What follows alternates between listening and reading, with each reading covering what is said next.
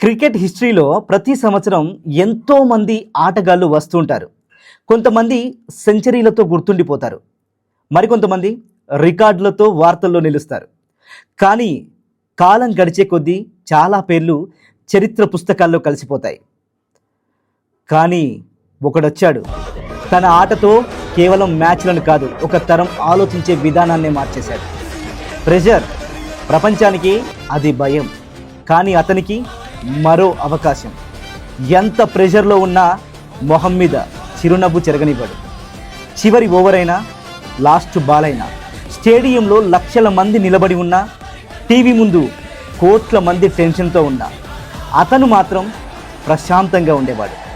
అందుకే అతన్ని mister cool అంటారు.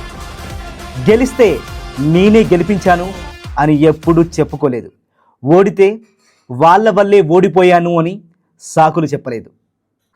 విజయాన్ని జట్టుకిచ్చాడు, ఓటమిని తన భుజాలపై మోశాడు. అదే నాయకత్వం. అతడే మహేంద్ర సింగ్ ధోని.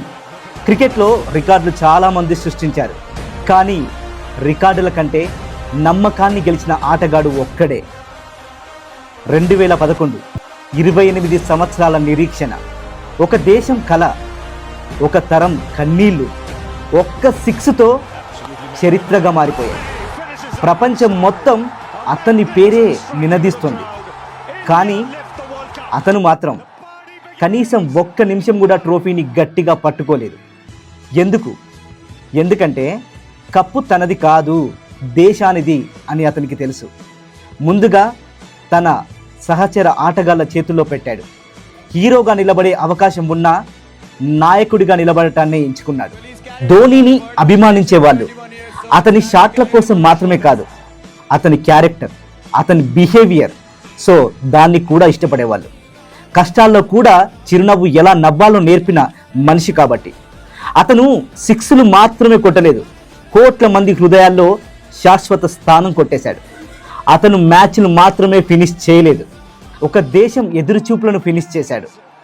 అతను ట్రోఫీలు మాత్రమే గెలవలేదు, కోట్ల మంది నమ్మకాన్ని గెలిచాడు. కొంతమంది లెజెండ్స్ అవుతారు, కొంతమంది చరిత్రలో నిలిచిపోతారు, కానీ కొంతమంది మాత్రం చరిత్ర రాయరు. వాళ్ళే చరిత్ర అవుతారు. ఆ చరిత్ర పేరే మహేంద్ర సింగ్ ధోని. అతను కేవలం వికెట్ కీపర్ కాదు, బ్యాట్స్మెన్ కాదు, కేవలం కెప్టెన్ కాదు. ఒక ఎమోషన్, ఒక డెడికేషన్, ఒక ఇన్స్పిరేషన్.